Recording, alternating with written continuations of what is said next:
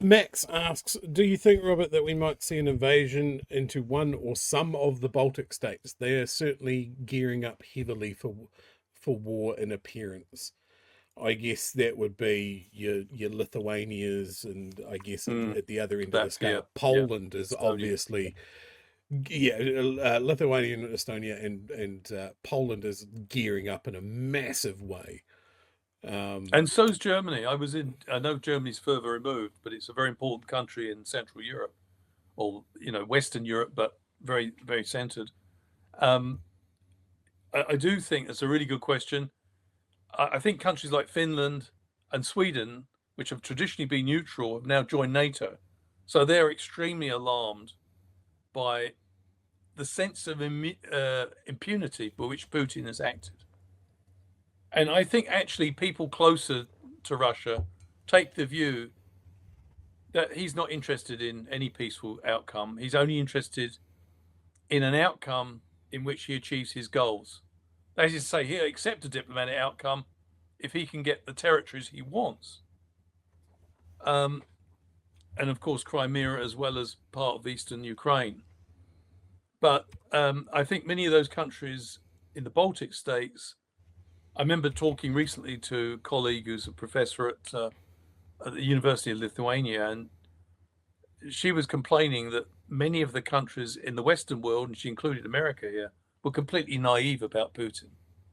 And they mm, said that Putin once described the collapse of the Soviet Union as a geopolitical catastrophe.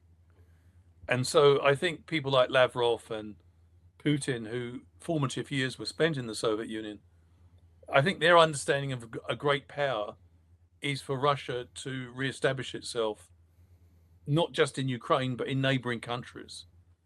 And that's been a historic goal going back to the Tsars.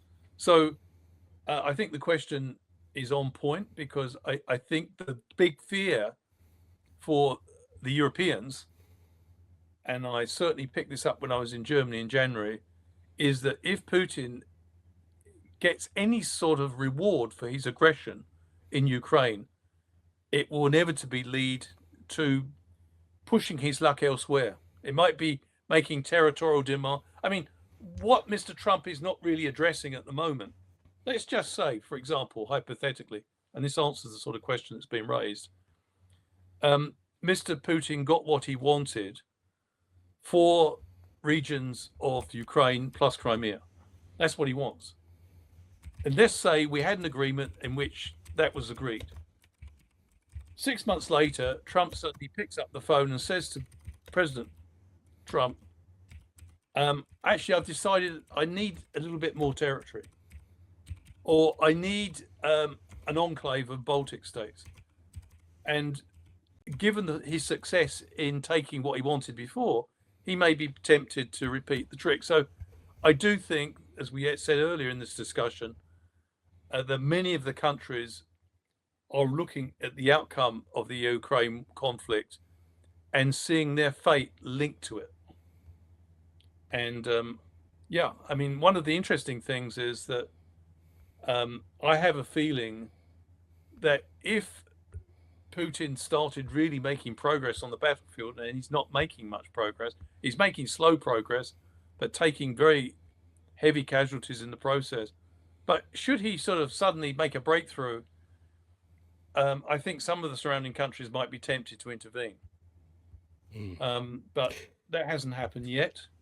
Yeah, I think the question is very much relevant. I think the countries surrounding Ukraine basically will only be satisfied with Putin's defeat Mm. because Yeah, they'll see anything else as a threat, a potential threat to themselves.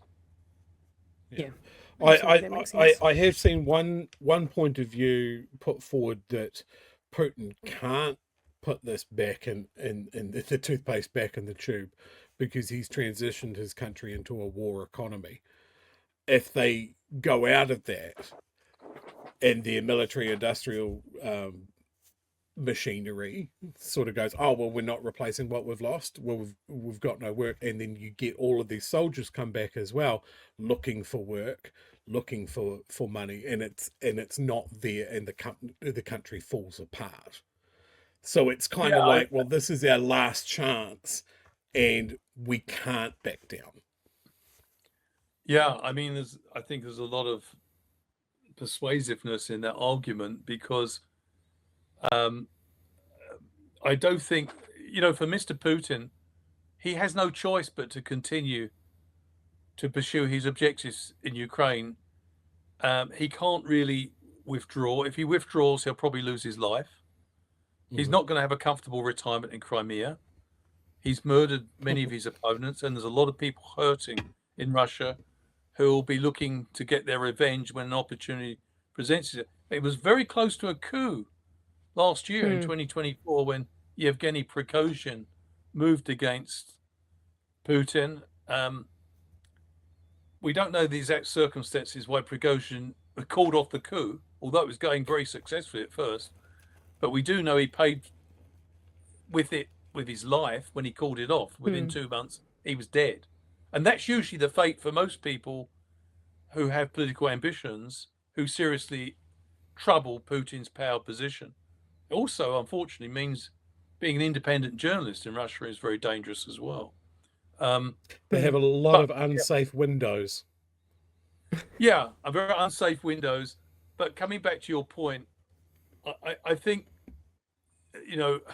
Putin's got from his point of view, it's all or nothing. He must get those territories. If he fails to do so, I think one of his entourage may decide that they can do a better job than Putin at being Putin. So I don't know, but it seems to me he is, by invading Ukraine, he took a tremendous gamble. I don't think the gamble in the long term is going to work. But of course, for his nightmare was, why did he do it? He often points to NATO enlargement, but I think it had a lot to do with trying to run an authoritarian system, which he'd been in charge of for more than 25 years. And he was very worried about the developments in Ukraine, given the linguistic and people-to-people connections between the two countries.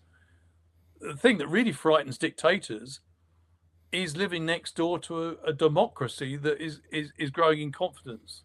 And his nightmare scenario would be that young Russians would demand what young Ukrainians were experiencing, which was the ability to vote.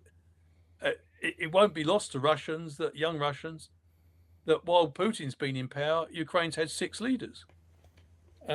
So, these sort of things do matter to dictators. And I think, he's taken a tremendous gamble. He probably thought it would work, that he could quickly eliminate or decapitate the Zelensky regime, take over the country. Whether he had the economic capacity to run Ukraine as well as Russia is another matter, but it looks like that gamble is unraveling, and I think it's a long way from being over. But I hope the peace initiative works, but to me it's difficult. I can't see where the wiggle room is for Putin to make big concessions from his point of view, because authoritarian leaders, they often kill people to hang on to power, which means they're also vulnerable to the same process when their grip on power weakens.